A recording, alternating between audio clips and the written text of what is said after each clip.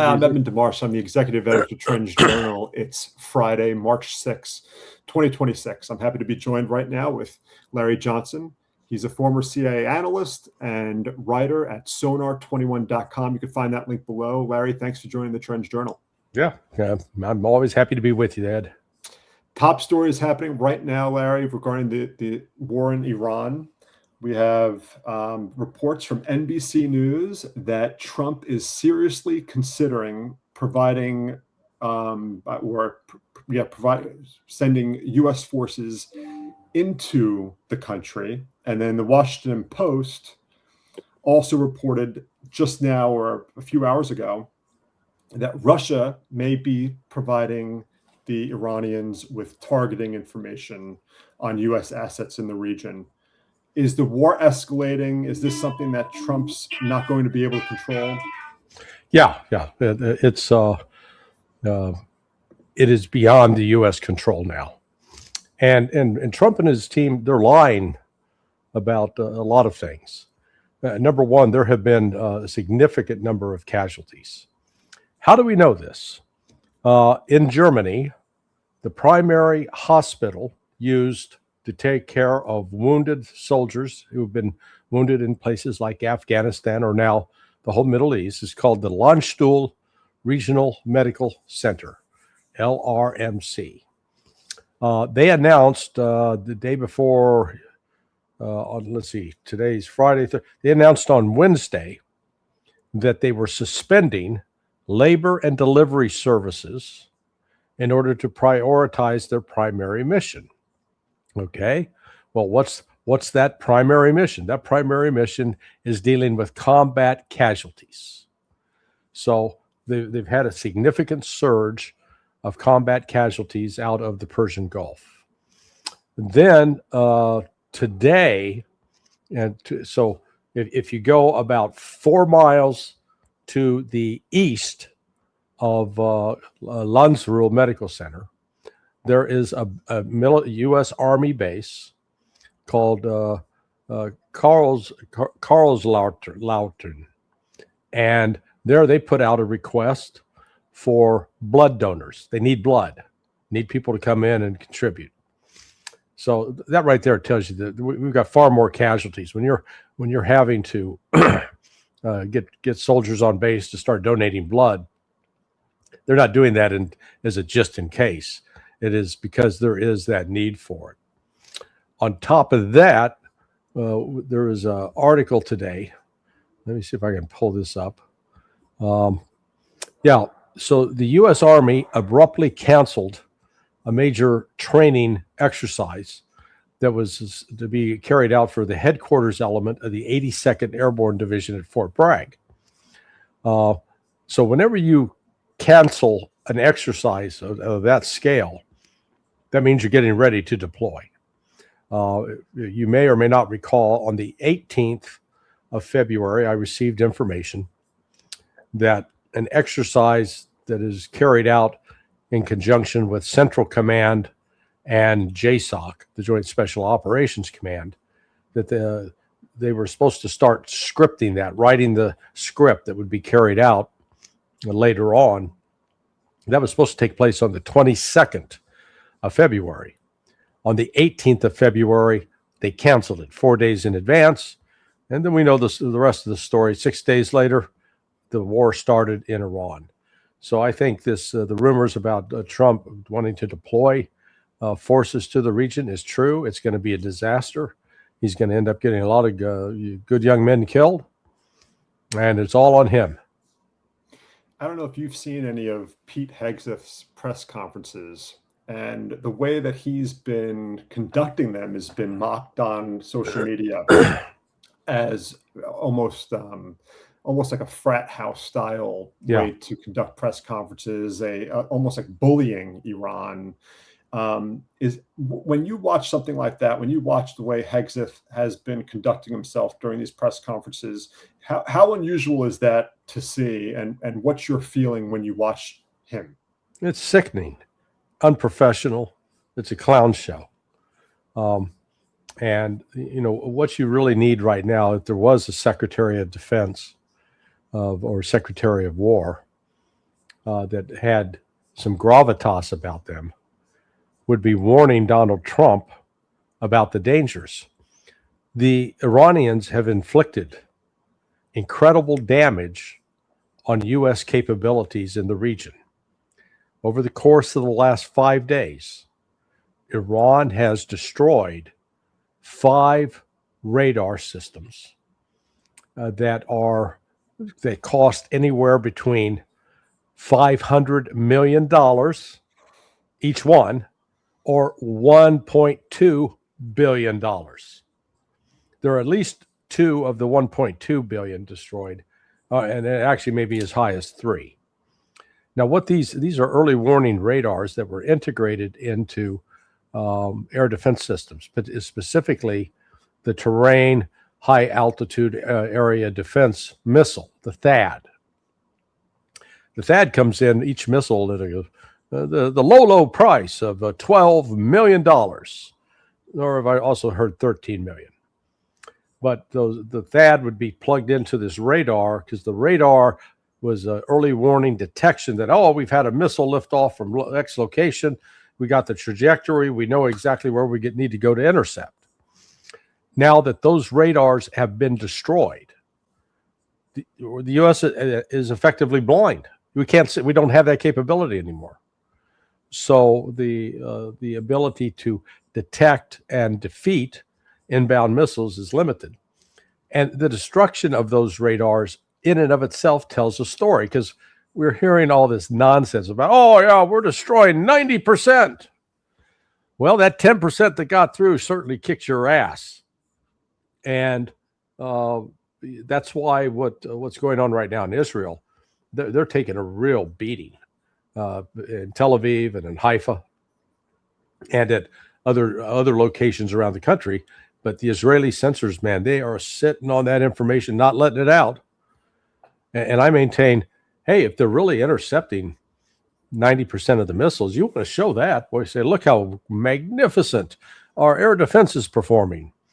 But if anybody has taken time to watch Danny Davis's latest chat with Ted Postal, he shows a couple of different videos where there are literally dozens of air defense missiles shot up, and not a one, or in one case there's one intercept. But by and large, the Iranian missiles just penetrate, sail through, and strike the targets on the ground.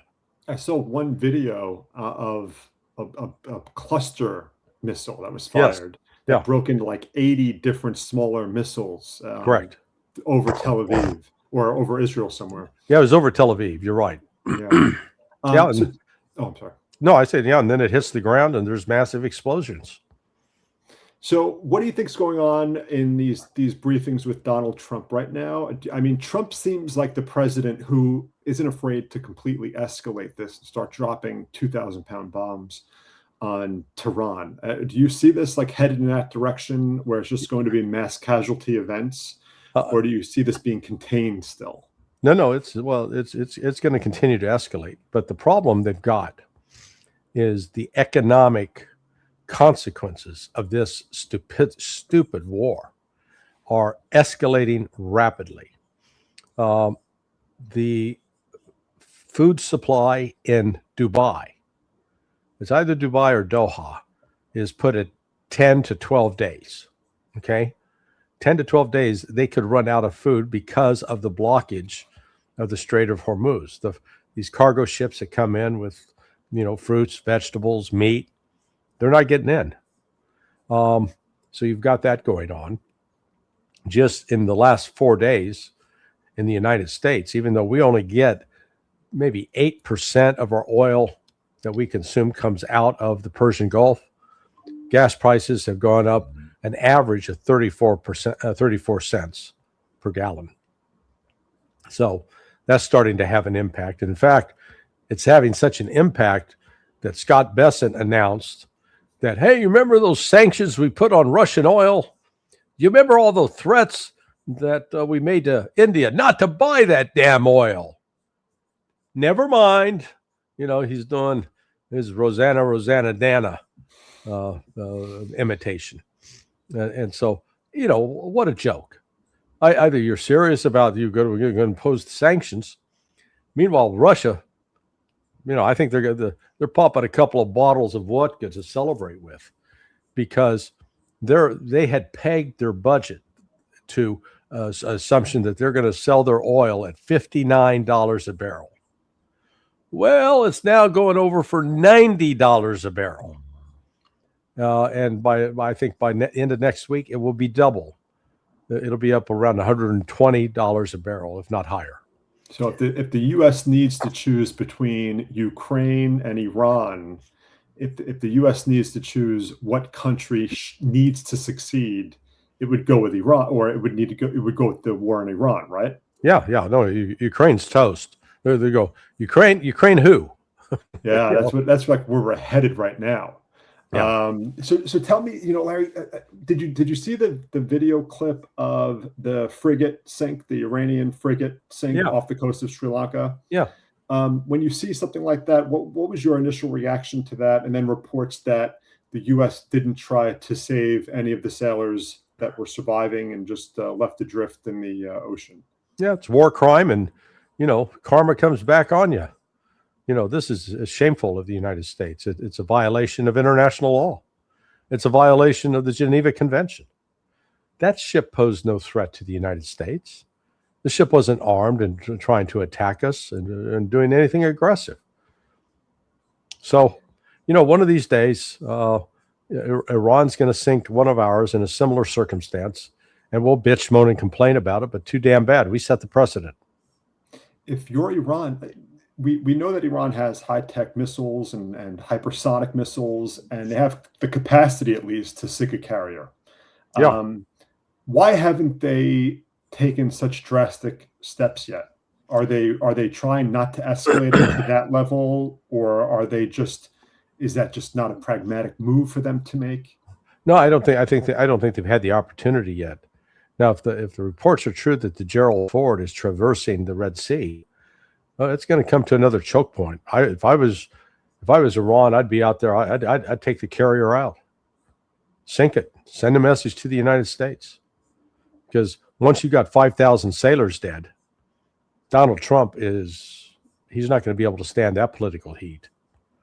The American public will be outraged.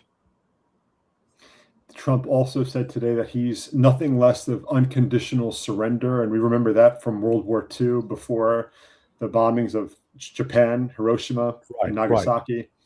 Right. What significance is that from Trump? Not that you really could even rely on anything Trump says, because it seems like it changes by the day. But for him to come out and say unconditional surrender, what do you read in that kind of a comment? It's just him boasting, just him being the fool that he is. Really, I voted for the man. I am so regretful, so sorry. And we can't say, well, I'll never make that mistake again, because he's not going to get the run again. But I hope he's impeached. I hope he's put into jail, because what he's doing is criminal. How do you think this impacts the U.S. relationship with Israel going forward? If this war is a long war, if more Americans die, if the war escalates? Well, I don't think it's necessarily going to be a long war, because Israel's not going to be able to endure the pain that Iran's going to keep delivering day after day after day, these missile strikes with the advanced missiles. The United States keeps talking a good game that we're going to destroy their missile production factories. They're underground, and I'm not even sure we know where they are. So, they're going to be able to continue to produce missiles and launch them on mobile launchers. When you hear this, we've destroyed 80% of their mobile launchers. How did you know how many launchers they had in the first place? Because it's not like they were parked above ground. So they're pulling numbers out of their ass. This is what's happening. And I've read that also Iran has been using decoys with some of their launchers and planes. So unless you have people on the ground, I don't know how you would make the determination what one was real or. Well, yeah, I mean, this went on in World War II. We did it with George S. Patton commanding a Phantom Army with blow-up tanks and everything, and it fooled the Germans. The Serbs did it to us back in 1999 when Clinton, to draw attention away from his Monica Lewinsky scandal, was attacking. They were blowing up what they thought were artillery pieces. It turned out they were just carts with logs on them, made to look like an artillery piece. So I'm sure we're getting some of that right now with respect to Iran. But the destruction of launchers, how many of those are decoys? We don't know. But what we do know is, despite, quote, destroying all these launchers, that they're still hitting, every U.S. base in the area and Israel. So that hasn't stopped. They say that, the volume of fire has stopped. Yeah, that's probably true, because as has happened last June, the initial large amount of fire was designed to identify and deplete air defense systems. Now that those systems are being depleted, they don't have to fire as many, and they're actually bringing out more sophisticated weaponry. Larry, when I was watching this, my first part of this question is, Trump had leaders from Lockheed and Raytheon at the White House today to talk about ramping up production. So obviously there are some concerns about the amount of munitions we have and anti missile systems. Is that a problem? Is that an immediate crisis? And then part two of that question is, if you're China watching this, if you're ever going to attack Taiwan, wouldn't this be the time to do it? Well, yes, on the latter, but that hasn't been China. China's not looking to do a United States break international law routine on Taiwan, because they don't need to attack Taiwan now, because Taiwan is part of China. Remember, China said they're not looking at Taiwan as something else that has to be brought back into Taiwan is part of China. That was the agreement the United States made under Richard Nixon's leadership, and Henry Kissinger sealing the negotiations back 54 years ago. So China, they don't need to attack Taiwan, because Taiwan is already part of China. It's just a matter of figuring out the politics, how to reincorporate it into the broader government control of mainland China. Now, the unraveling of the international economic order that we're seeing now, because you don't get these kinds of wild fluctuations that we've had in gold and silver, the 1,500 point drop in the Dow Jones in 2 days, the rise in unemployment that's going on, the rise of inflation in the United States. These aren't the signals of a healthy economy at all. It's the signs that we're now back into that thing, it happened before you were born, called stagflation in the 70s, where prices were going up. I remember we had, for even home loans back then, you're looking at double-digit interest rates on homes, like 12%. It was crazy. So we're headed now in that direction. And there's no sign whatsoever that the U.S. is going to be able to dislodge the Iranians from blockading the Strait of Hormuz. And with each passing day, the shortages around the world grow, and the economic situation, particularly for Qatar and United Arab Emirates, gets more and more desperate. If you're the Gulf states that rely on the U.S. for security, and you're watching all this, and you're watching the holes, and Iran successfully striking your country, what are you thinking right now? Because I saw Dmitry Medvedev from Russia. He posted an X post today, and he said, look at you countries in the Gulf that relied on the U.S. I bet he was being sarcastic. Like, I bet you're glad you did. Will this change the U.S. relationship with the UAE, with all those countries, that Qatar? What's that relationship, do you think, going to look like going forward? Well, have you seen the letter from this billionaire, the head of the Al Habtoor group? I did. I saw that on X. He posted on X, right? Yeah. And Let me just read a portion of it. He's writing to Trump. You have placed the Gulf Cooperation Council and Arab countries at the heart of a danger they did not choose. Thank God we are strong and capable of defending ourselves. We have armies and defenses that protect our homeland. But the question remains, who gave you permission to turn our region into a battlefield? He goes on. They are today finding themselves in a war funded by referring to American people. They are today finding themselves in a war funded by their money and taxes, with costs ranging, according to the Institute for Policy Studies, between $40 and $65 billion for direct military operations and $210 billion of economic impacts and indirect losses of the war if the war lasts 4 to 5 weeks. He goes on, you ordered foreign military interventions during your second term in 7 countries, and he lists the countries. You've directed more than 658 foreign airstrikes in your first year in office, which equals the total strikes in the entirety of Joe Biden's first term, for which you directed your arrows of criticism for involving the United States in foreign wars. These numbers say something clear. Even within the U.S., there is growing concern about being dragged into a new war and about exposing the lives of Americans, their economy, and their future to unnecessary risks. If these initiatives were launched in the name of peace, then we have the right today to demand full transparency and clear accountability.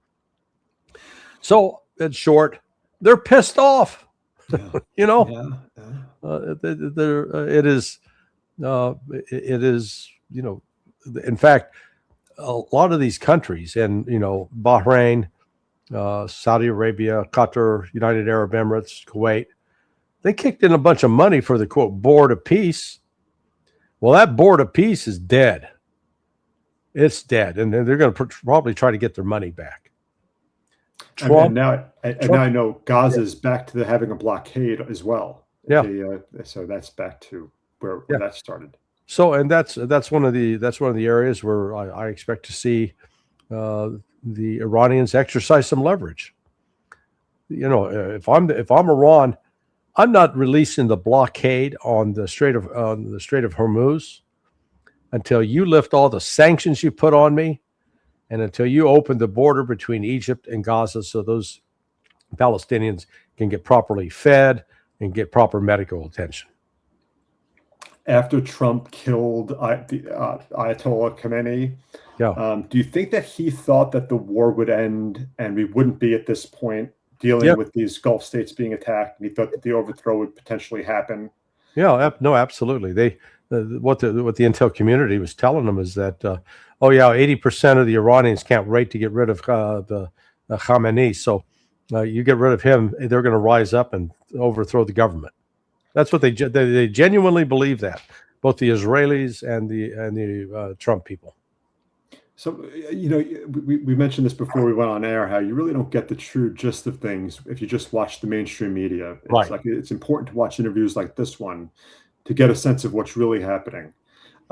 Is there anything, Larry, that you could tell people out there who don't know much about the military, that they could see, that could be reported, that is a major escalation, that's something like an alarm bell should ring to them? If X happens in Iran, if X happens in the Gulf, sure. What's some of the key components that you would see really changing the facts and escalating matters? Well, if once you get the announcement that the 82nd Airborne is going to deploy, then you know we're headed for a major escalatory step. And the Iranians are saying, okay, fine, bring it on. Bring it on. Because the Iranians, when they're fighting in a defensive position, they have an advantage. And, you know, I tell people to be cautious about all of the wild statements coming out of the Pentagon with this Admiral Brad Cooper and with Pete Hegseth.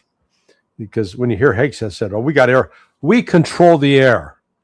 Nobody, the Iranians can't do a damn thing about it. We control it. They look at us. We control the skies. Oh, okay. Did we control the skies over Vietnam? Largely, we did. How'd that turn out? Oh, we lost that war. Oh, did we control the skies over Iraq in 2003? Yes, we had complete dominance, complete supremacy. How'd that go? Well, despite the initial claim of mission accomplished on May 1st by George W. Bush on board the Abraham Lincoln, the carrier, I might add, back 23 years ago. God, I didn't realize how old that a carrier is. Anyway, after that, we had an 8-year insurgency that, despite all of our control of the air, didn't mean a damn thing on the ground. How about Afghanistan? Did we have control of the air there? Yeah, we did. Absolute control. What happened? We retreated. We lost the country. The Taliban beat us. And then last March, we had full control over the air in Yemen to stop the Yemenis from firing missiles and to open up the Red Sea. What happened then? Trump declared victory and we left. So give me one example where we've controlled the air and man, we made stuff happen on the ground according to our will. Hasn't happened. But how much do you think Venezuela, if anything, does Venezuela have anything to do with what's going on in Iran right now? Do you think No. you don't think this has anything to do, like taking over their oil? No. Well, that was, let's call that a serendipitous benefit. The information I'm now going to give you, I know for a fact, because talking to one of the people involved directly in this. That entire so-called war was an attempt to collect on the $50 million reward for Maduro. There were at least 3 members of his security team that had become cooperating witnesses, sources for a particular, not the CIA, but another organization within the U.S. government. And there were a couple of outside people involved that were working with this U.S. government agency and coordinating with the U.S. Military Special Operations Command, specifically the Delta Force at Fort Bragg. And, it was supposed to collect on that $50 million. That's how they got in there and out, the U.S. service, U.S. helicopters and such without, facing a big firefight. The irony of the story is Trump has stiffed the people that provided the information and the access. He's not paying out the $50 million reward. He's blocking it. That's incredible. That's such a Trump move. Isn't it? Oh yeah. Yeah. I mean, are you surprised? No. I mean, it's like, so Larry, but my last question, Larry, and thank you for joining me on a Friday night. My last question is, no one can predict the future. If you were in Trump's situation room, what would you be telling President Trump right now to do that's a pragmatic next step to, as an off-ramp or something? Or is Iran going to fight us until we say uncle? How do you see this going on? They'll fight us until we say uncle. They're not going to stop now. They're going to fight until the sanctions are lifted and U.S. military forces in the region that threaten them are out of the area. And I think they'll also add in there until that the Palestinians are free and that Israel has withdrawn from the borders of Palestine. I think it's now going to go that far. And they're going to try, Israel's going to try to ramp up. They're going to try to get Azerbaijan involved. Okay, if Azerbaijan gets involved, that may bring the Russians in. The Russians they're fed up with Aliyev, the thug president of Azerbaijan. And let's face it, Azerbaijan's a pissant little country anyway. Larry Johnson, on that note, thank you for joining the Trends Journal. Everyone, please check out Sonar 21 and follow updates. It's a website that gets updated very consistently. So Sonar 21, we'll have a link down below. Larry Johnson, thank you for joining the Trends Journal. Hey, Ed, it is always a pleasure. Have a great weekend.